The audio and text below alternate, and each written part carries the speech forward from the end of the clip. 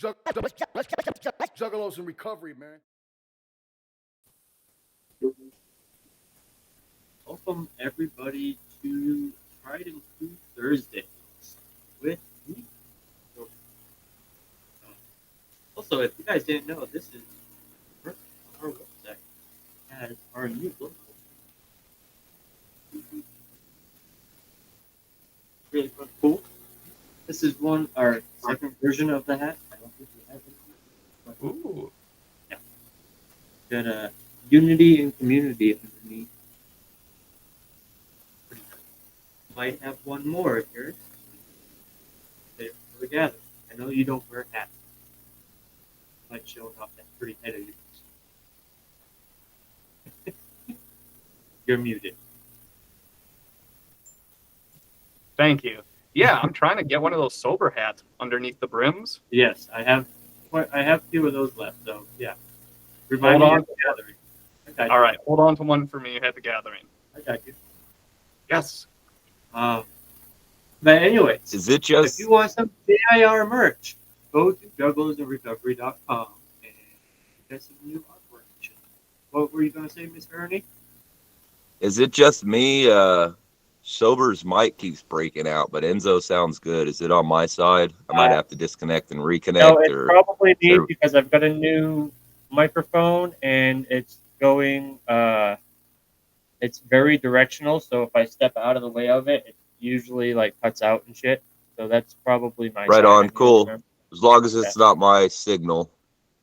Nope, you're good.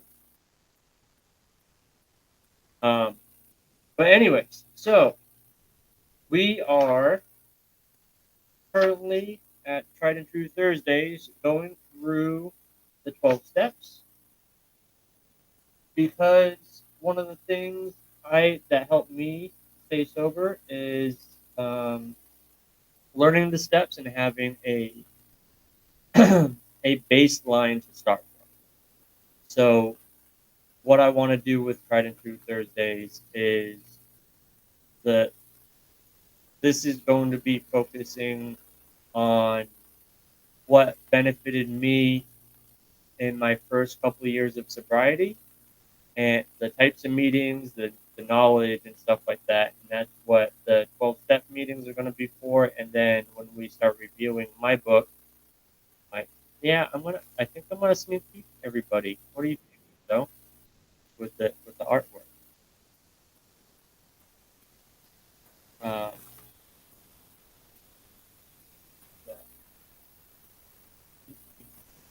with the book, Stop Being Afraid.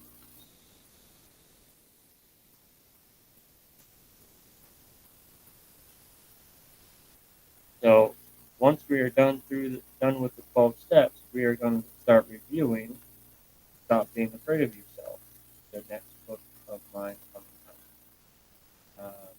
We should be able to get the complete first draft with all the community stories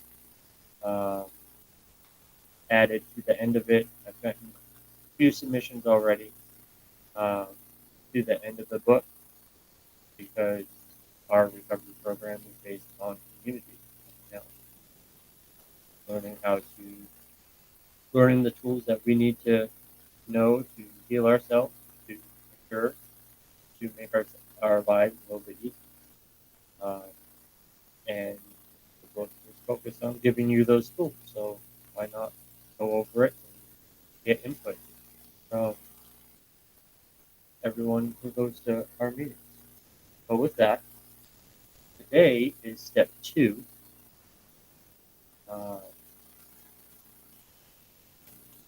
Step 2 in Juggalos and Recovery is we came to believe that Carnival could help us screw our heads on straight.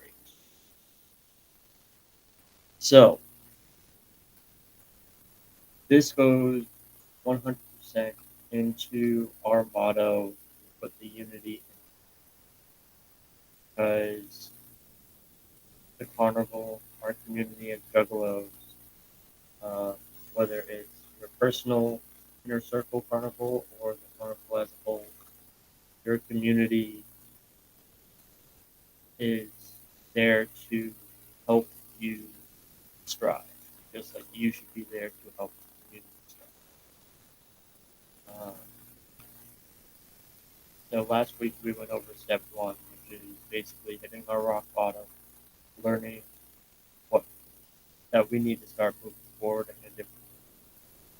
This week we're going to be covering when we realized we couldn't do it alone,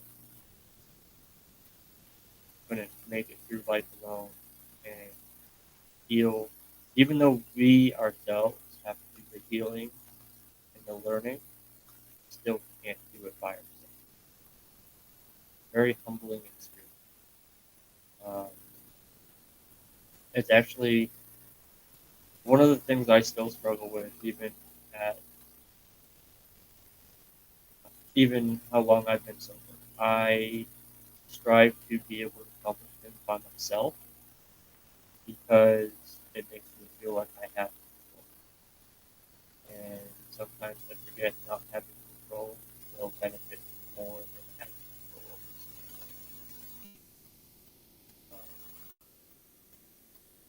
So let's go around the room, whoever would like to share. I prefer everybody to share, just because everyone has a different point of view. The more information we get out to the people who are in the meeting and who are going to watch this on YouTube or listen to it on podcast, they're able to hear multiple different points of view on one stuff or one topic. So let's go around the room and let's talk about how when we had the wake up call of thinking and realizing that we cannot go through this process of change alone. Hey, look, there's a sober hat on our screen. And so, we cannot go through this change that we're going through alone, whether it's sobriety or healing from trauma or whatever, and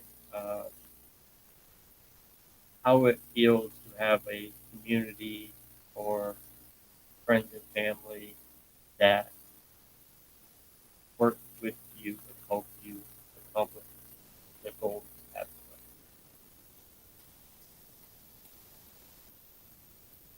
Anybody want to go first, or do you want to continue hearing my views? Go ahead, Enzo. So for me, for those of you who don't know me, I have a Zen background. So when I think of community in Buddhism, one of the three treasures is Sangha, which basically translates to community, a community of like-minded individuals who are practicing and growing together. While Zen and meditation is typically a solo practice, having a group of individuals around you to help lift you up, support you, give you different insights is a very beautiful thing. I had a really good follow-up. I forgot what I was going to say. Oh, while yes, we can rely on the support of a community, at the very end of the day, it's up for us to do the work. It's like they can all lead us to water, but unless we're actually willing to make the change and strive to and put in the work, nothing's going to happen. So that's been one thing that I've noticed. Like in my own experience, when I started out meditating, I would just do it by myself, however I would do it. And it was fine. Then I started actually practicing with a community of people, and my practice just got deeper. Hearing other people's experiences, it's like, oh, why can't I have that?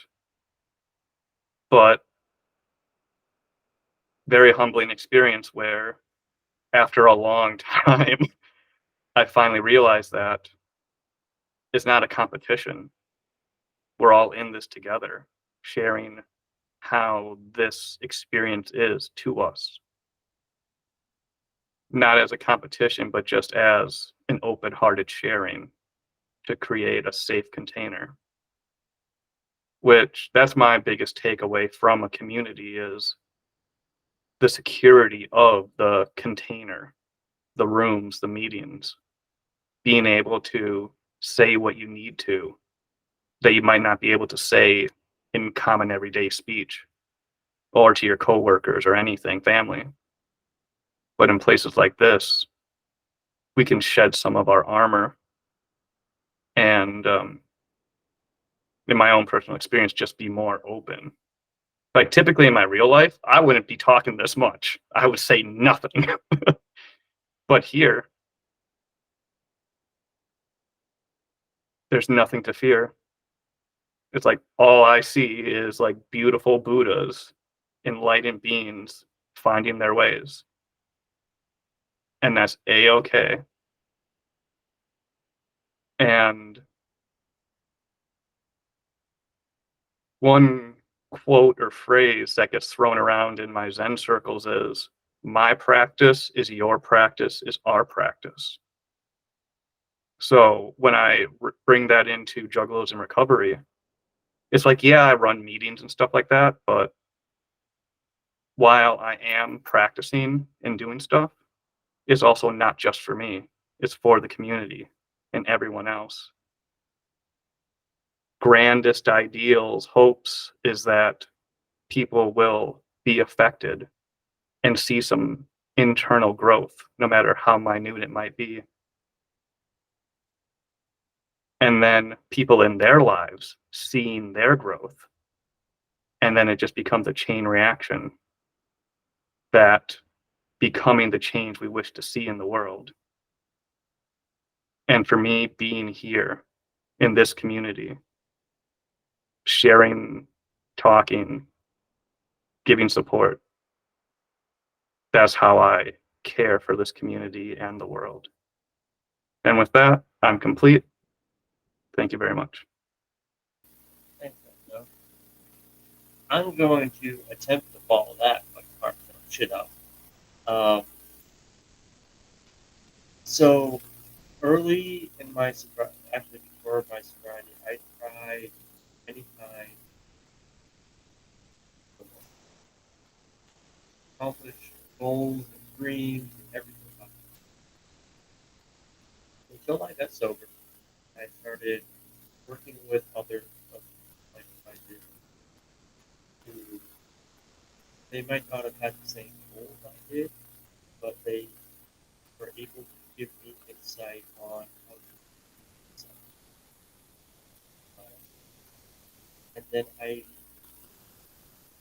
don't remember the exact,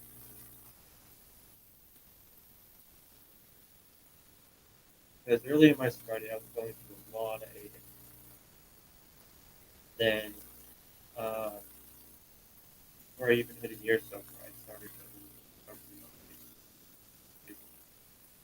and I got a lot of worked with a lot of people. Um,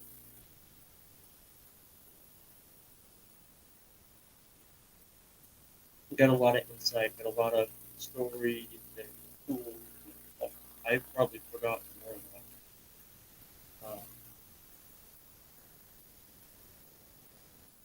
But I finally have come to the realization, an active realization. So for me, there's two ways I come to a realization. There's one when I just start doing things naturally, and hey, this person got some cool things I'm going to start, incorporating that. But now I've come to a point in my sobriety in my life that I'm actively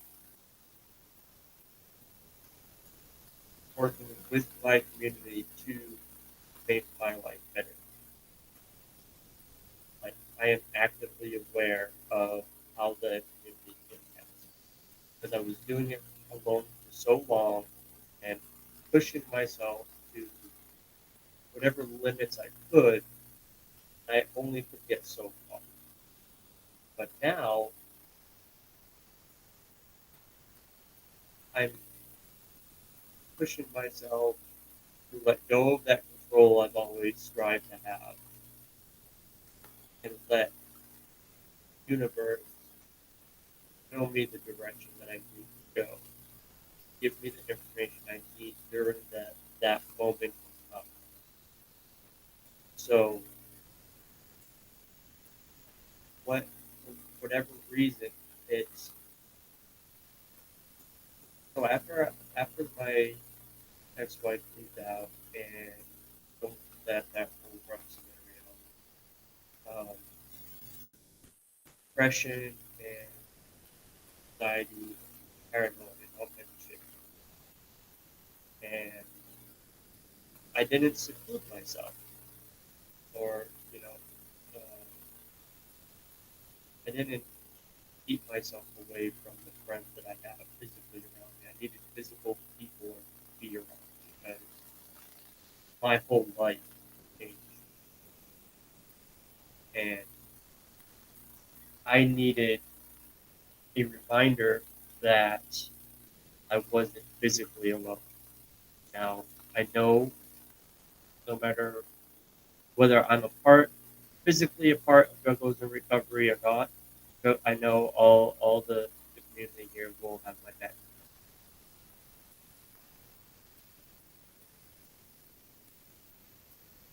There's a time and a place I've realized for different types of community, and it's up to you to figure out which community is best for you. Having real life friends and people that you can rely on, and having people you can just call up and be like, hey, what are you doing? Let's catch up. Let's go do some meditation. Like, what's going on? Um, and I'm back to the point where I finally found a balance that's working for me right now, having my online community and my physical community combined in my life, which is something that I've wanted for a long time. With that, it's come to, I've come to some realizations of what I want in life, what I need in my life, and uh, one thing I would like to point out that I've realized and I talked about before is struggles and recovery wouldn't be anything without the community that it is. I'm just a guy who created a Facebook group and people created what we have. It would not be a nonprofit if the Facebook group only had 10 people. Like, it's just not how life works.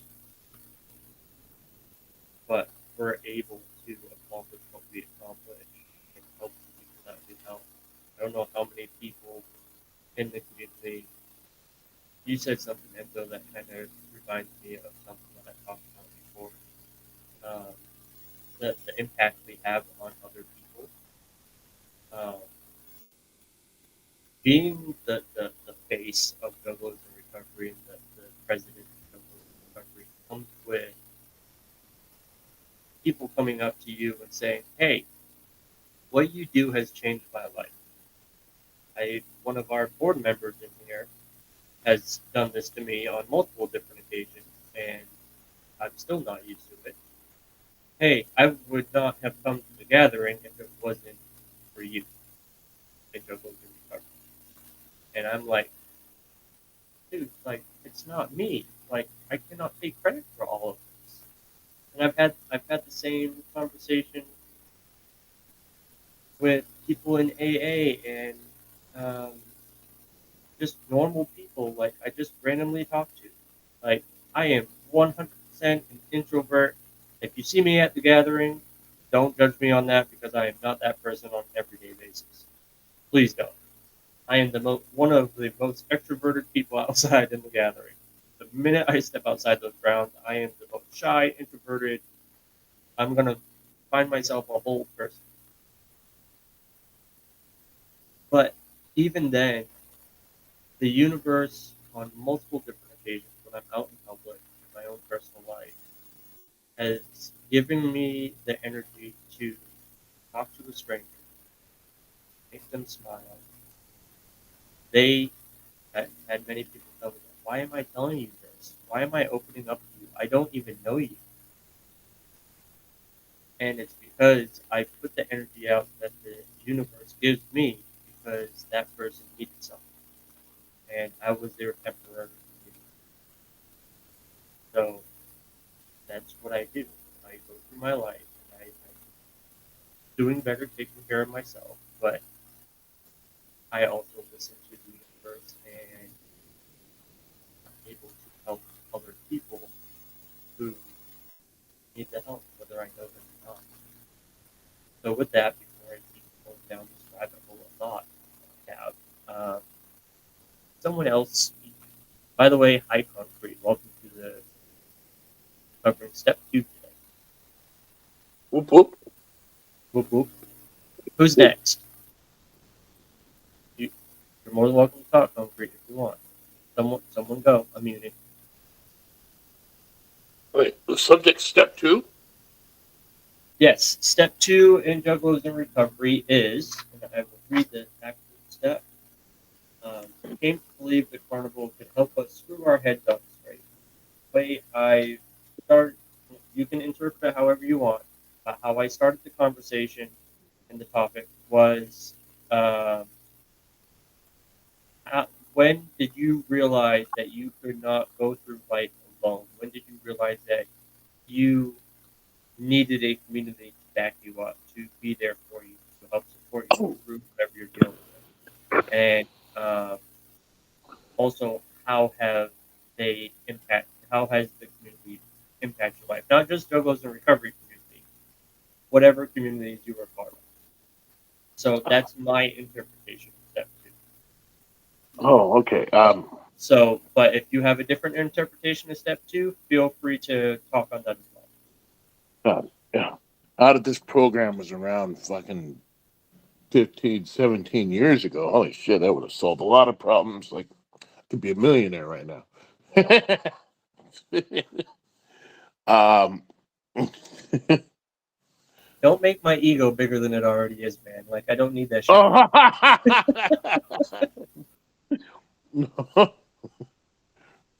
Shit. Oh. Oh, I'm sure you could turn that into an ego killer in one way or another if you're like me. Like, why didn't I start it sooner? Oh. No. When oh, I remember the first time, like, what's it? Well, anyways, 15, 17 years ago, I was like, I don't like, I was 20 years old. I was in jail for my first felony. I was caught with a bunch of fake 20s when I was like, yeah, when I was 20 years old. Um, basically, using them to rob vendors over at a Wild Waves. Actually, I'm like banned from all Six Flags theme parks for life. At least that's what they told me when they took my picture. So I'm scared to go to a Six Flags theme park. But I ran for about 8 months when it was time for sentencing, and they finally caught me and they threw me in there. And that's when I went to my first Alcoholics Anonymous meeting. Was in jail. These are really big units. They actually had a little meeting room, and that's where it happened. So they didn't have to walk me down a hallway or nothing.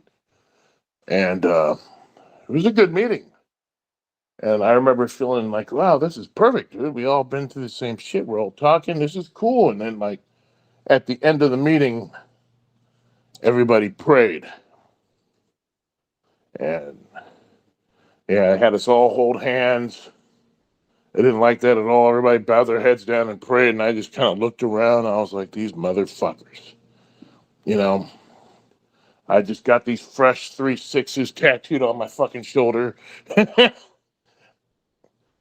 I just made that decision to rebel against my parents and do the exact opposite of what they were doing. And I felt violated. I felt pissed off. Like, I didn't understand that I didn't have to participate, but like, I walked out of there mad. I was like, fuck. If it wasn't for that God shit, this would have been perfect. And so I never went to a meeting again for a long period of time. Not until I went to jail again. For my second felony, fucking years and years later. Like, well, yeah, I turned 24 in jail. So it was only 4 years later. I came back. It was the same shit. It was a little better that time, but, I didn't go looking for meetings when I got out. I remember this guy in jail telling me too. He's like, "You touch that bottle again, you're gonna wind up right back here." It took a while, but I did. I went back, and I finally reached a point where I started walking into meetings, popping my head in every now and then. I used to talk myself out of going to them a lot because I thought I was going to be disrespectful if I showed up late. Plus, I was high and I was up all night. Sometimes I'd justify being high and staying up all night because I was going to go to a meeting that morning, and then I wouldn't go. Or I'd turn around and walk back halfway back because I was worried people were going to look at me and all this other shit. So who gives a fuck? Like, anyways, where I got to a point was where I finally met my sponsor and my grand sponsor, and my grand sponsor is my sponsor now. Sorry if that's confusing, but my sponsor is a hardcore Christian. I'm still not. As a matter of fact, I was just on the phone talking to him, like, dude, I really like this chick, but she's a Christian, and he listens. Doesn't give me shit about it. He, but when I did my second step, and he told me to get on my knees and pray, and I remember rolling my eyes and just kind of pretending to pray, or at least I thought I was. And the thing was, I had reached this point where I was willing to do anything, and I just realized I needed these people in my life.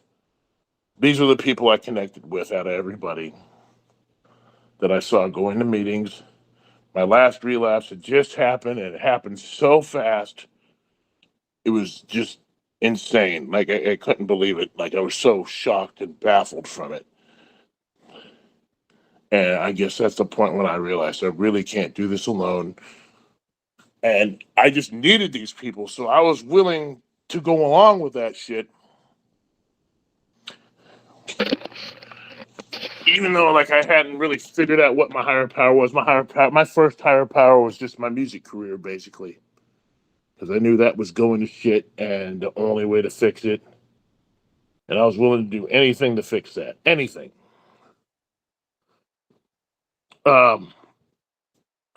So it was definitely my higher power at the time. And I did. And so I just needed these people around me. So I couldn't fight them. I knew I couldn't fight them every step of the way. I mean, I know they'd still let me go in there, but I didn't want to fucking argue with them. And, eventually my sponsor showed me that I could just walk out if I really don't want to pray. Like at the end, I could just walk away and they're still going to let me back in there.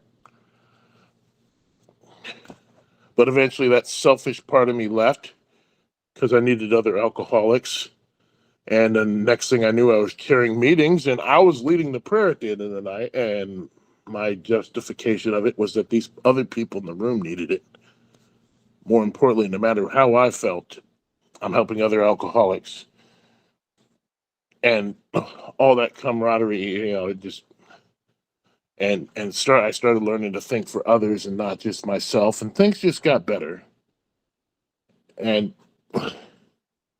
that's when things started getting better. That's when I started staying clean. And that's when I started having my spiritual experiences. I started feeling better about myself, happier. I mean, I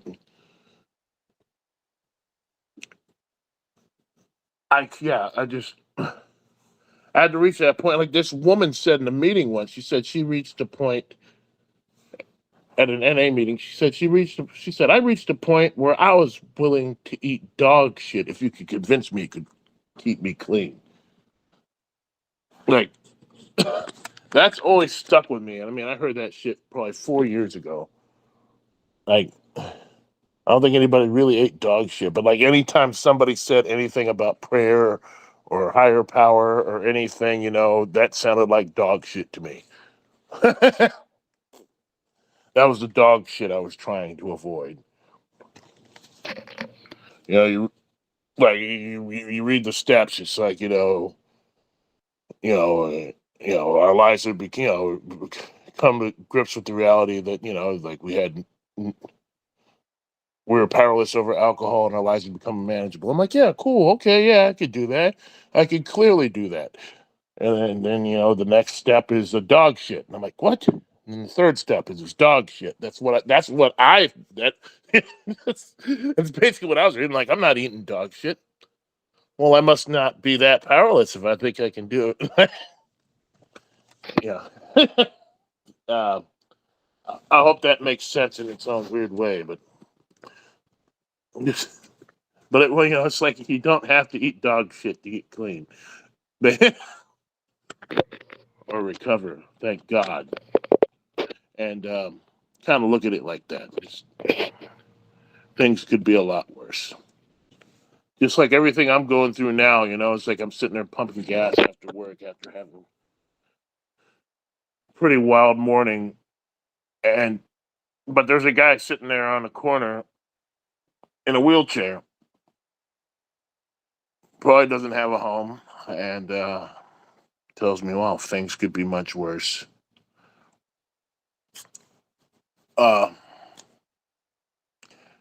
I'm pissed off about little things at work, but like really, I mean, I'm cool. I got a sweet route by the water, like brand new sweet route by the water, and I'm trying to like convince myself to bid out over management.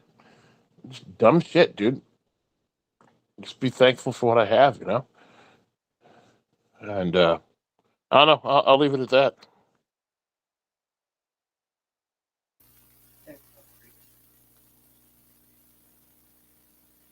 Anybody else?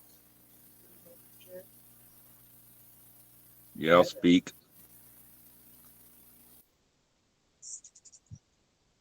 Cool. Sweet. Yeah, for years now, I've been, trying to stay sober kind of on my own, hook up with some groups and stuff for a while, get sober, get like 6 months sober, and then just kind of bail out, thinking, well, okay, I got this. What I've come to figure out why you need the support of the community. Like for me, I kind of see it as almost like dreams. Every day is like a dream. And these meetings, getting involved with the other characters to remind me that I'm in control of this dream. Because as I tried doing it on my own, you fade back into that forgetting that you have control, then everything turns to a nightmare again. So I kind of take like these meetings and talking with other people kind of as a reset, a reminder to do the lucid dreaming that, it can be done. You can control the dream, but it's the internal chatter in the mind just seems to like to reset back to the old ways. It really helps to talk to other versions of me, as we all are, to hear the higher power actually speak in a human voice through other people. Because as much as I try to listen, that parasite in the brain could drown it out. Really found that the community is necessary, even if you have, belief, even a strong belief in your higher power. It speaks very quietly in there. And I mean, yeah, that's why now that, I finally put myself in rehab just to be able to do it for 30 days, make myself do it for 30 days. And now that I'm out, like part of my relapse prevention is pretty much hitting every single one of these meetings, doing my other thing, making sure pretty much like doing affirmations, looking in the mirror and talking to yourself is I could do that with all you. And just, yeah, you get to hear it in a louder voice that it's possible, that you're not alone. And it's a vital importance, it seems to me, to be able to keep control of the dream, to just a daily reminder that we can do this. We can be in control. And to me, yeah, the first step to making sure I'm in control is making sure I come to this and do these affirmations. as I call them. It's almost like, you know, for lucid dreaming, how before you're supposed to go to bed, you're supposed to go, okay, I'm going to be dreaming. You got to remind yourself every time before what you're going to do. Have your plan, reread your plan. And I mean, it's just become super obvious to me over the past 5 years because, I mean, hell, after 6 years, you know, I'm like, I got this. I'm on my own. I'm doing it. And the next thing I know, I'm fucked up and it's been like 3 months. I've been drunk for 3 months. I'm like, what the fuck happened? Where'd it go? Everything, like you said, everything turned into a nightmare and don't even remember when it happened. So to me, the community is a very vital step. It's a very, very important step. And I'm so appreciative that Juggalos in Recovery are around. Because, yeah, I mean, this family, other people don't seem to understand as much as family does. And, yeah, I'm so appreciative of this. And for anybody watching this, community is, to me, it's more vital than actually accepting your higher power. You don't even have to accept the higher power. If you listen through other people, the higher power will still talk to you, whether you believe in it or not, just by connecting with a community of people who are like-minded and got the same goals as you. Grab control of this fucking dream and get rid of the nightmare, and everything gets better. And with that, that's all I got to say. Thank you for Juggalos in Recovery. Whoop whoop.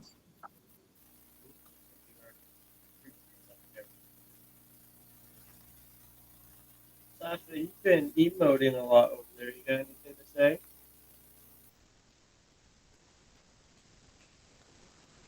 Oh You no, I'll break up just a throw. lot. I'm not hearing almost.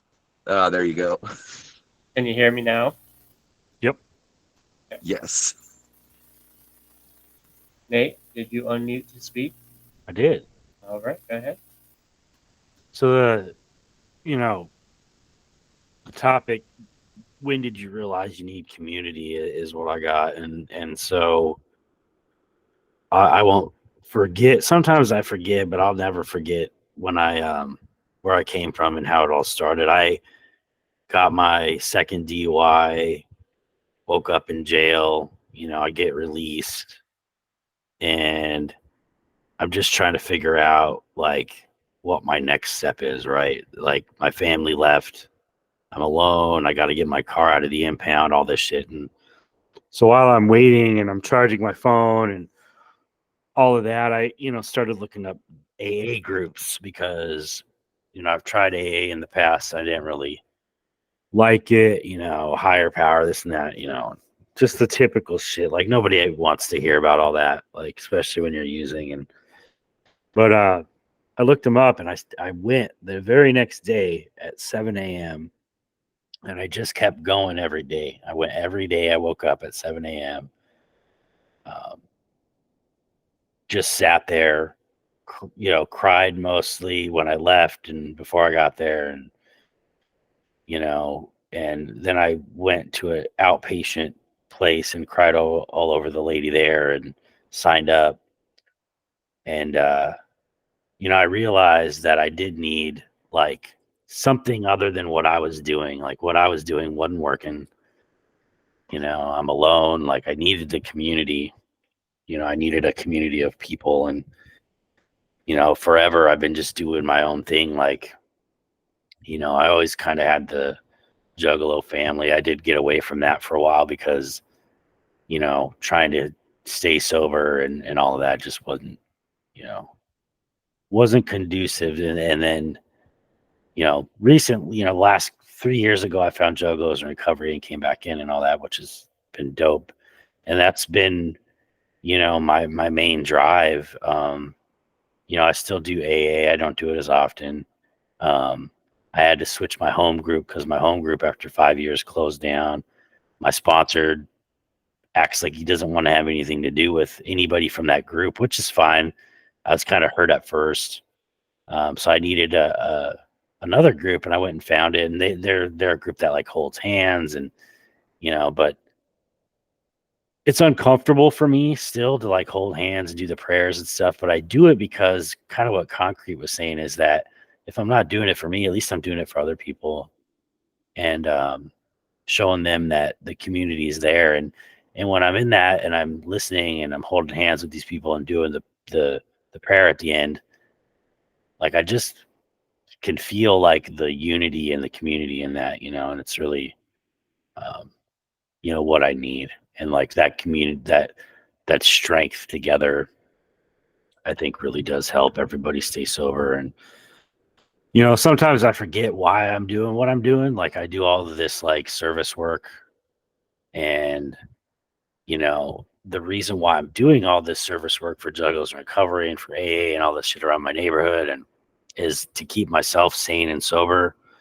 Um, sometimes I sit back and like, well, they're not thanking me for this and that, and that's not why I'm doing it. Like if you start doing it for other reasons, it's not, it's not what you should be doing it for. You should be doing it for yourself. You should be doing it to help your other human beings. And I just have to be reminded of that. It's for the community. It's not for me. Um, but going back to a bigger meeting outside of my home group has been pretty awesome. A little overwhelming, but it's awesome because I can see all of this like different, lengths of sobriety. Like some people have a day, some people have 10 days, some people have, 7, 8 years. One dude had like 40 years, but seeing all those people like coming in for their first meetings and stuff, just reminds me again where I came from and where I'd actually needed that community. And it reminds me I needed people around me, and, whether it's limited or not, like, I'm not a big hangout person and, all of that, like, but, it's awesome and I need it. So I think that's all I got. Thanks, guys. Thank you, Nate. Sasha, Josie, do you want to share? Or do you Yeah, I can go. I think I guess when I realized that I needed community is I think it just goes along with my whole life story is I was kind of raised to not ever show any emotion.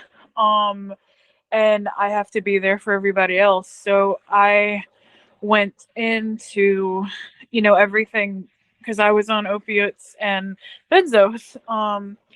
And they were prescribed to me. So for the longest time, I think like 3 years, I didn't realize that I had an issue, but I was just a complete zombie lacking any emotion.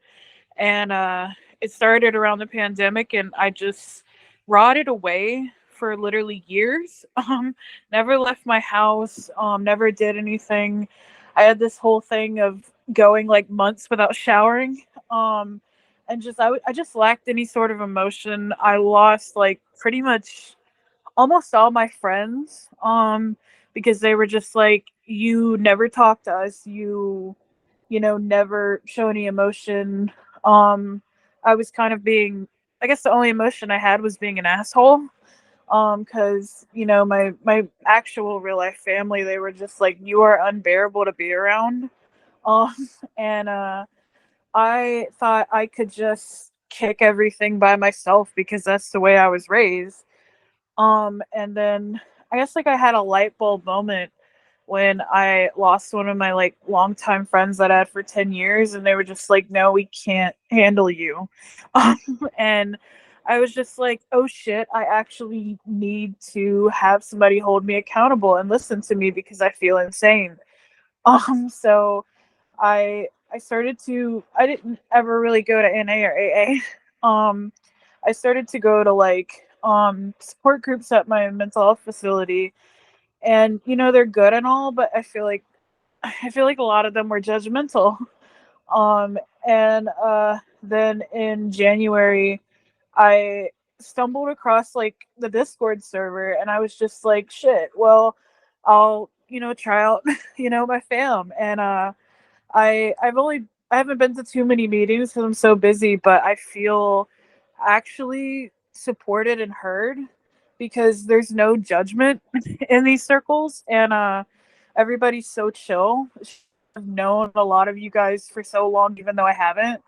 Um, and I don't know. I feel like the non-judgment is something that I appreciate because I have not. I've been just the furthest from an actual great person my whole life. Um, and I feel like I don't know. I'm really supported, and I've always been like the therapist friend in so many of my friendships and relationships, but I feel like I get just as much as I give here, and it's something I really appreciate, and I feel really heard. um but yeah, I feel like I couldn't handle anything if I didn't have any community, because I don't know, it's just really nice to be heard and listened to. But yeah, that's what I have. Thanks, Sasha. I like that share. Yossi, I know you're busy prepping to leave with your mother. Do you have time to share? I'm lost and don't know what to share. I'm making toast because I'm being smart and eating something because my brain feels like it's going to physically combust right now. Well, how would you be without the community that's been here for you? I would say without community that's been there for me, I'd probably be sitting in a corner right now, crying my eyes out, not knowing what to do, and not being able to get ready and think as logically as I can in stressful situations like in the past before I actually started reaching out and talking more.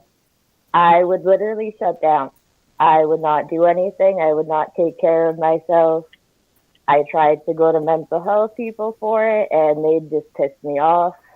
And then I started reaching out to other people so I could actually hold myself together and not be as much of a scatterbrain, I guess. I don't know.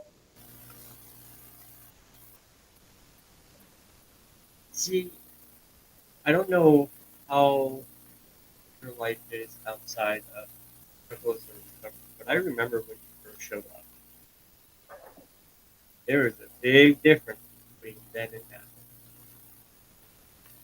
Yeah, I made no sense before. I could not hold a conversation. I could not write in English half the time to hold my thoughts together without jumping around way too much. For those of us in the group chat that are in the circle we're a part of, we know how long her messages can be. Now imagine 16 different thoughts in that one message. This is the way Josie used to communicate. She has made huge progress, and we are all very proud of her. So, with that, Absolutely. It's been 3 years on these calls with you, Josie, and there's just been nothing but good stuff that's come from your side. So definitely, whatever you're doing, keep doing it, because it's working. Oh yeah. Yeah, half the time I don't know what I'm doing. I just do it now. Well, it's working. So No, yeah, I remember one of my first meetings was back in January, and just like the difference from then and now is so crazy. Like you're actually happy, it seems like, and smiling on these calls, so it's like crazy to see the progress, and I love it. yeah, she's made a lot of progress. A lot of us in this group have made a lot of progress. Very happy with the community. And I swear to God, if any of you give me credit, I'm going to slap all of you, because it is not because of me. I just came up with a Yeah, freaking some name. of it is because of you. No, it's not. Because Fun well, fact. there'd be no Juggalos in recovery if it wasn't for you and for Chris and for Ty. Like you Fun guys fact. are the Juggalos ones. Juggalos in Recovery would not be around if another person did not give me the idea for it. Take Whose that. idea was it? I don't remember his name. I'd have to go look it up because it was over 10 years, almost 10 years ago. I have given him credit in one of my YouTube videos. He wasn't able to do it because of his mental health, and he told me to run with him I collaborated on. And the first name for Juggalos in Recovery was Recovery in the Juggalos. It started out as, and then it progressed into Juggalos. But yes, I may have started a Facebook group, and I may have been the face of the Facebook group for a hot minute, and now the organization. But it would be nothing without the people. I just made a place for people to come. I built it.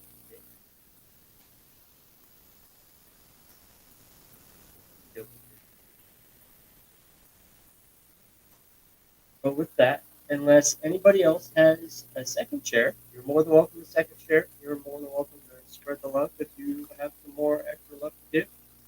I will stop the recording and we can finish. I gotta get going, but I just want to say I love you all. Beautiful shares. I feel like I got to know each and every one of you a little bit more. Fuck that guy, whoever started this thing, I guess. But glad to be a part of it. Have a wonderful day, everyone. I will see some of you this evening for Scarecrow's meeting. Have a good night. Whoop, See whoop. you later. So, whoop, whoop. Oh boy. All right, I will stop the recording.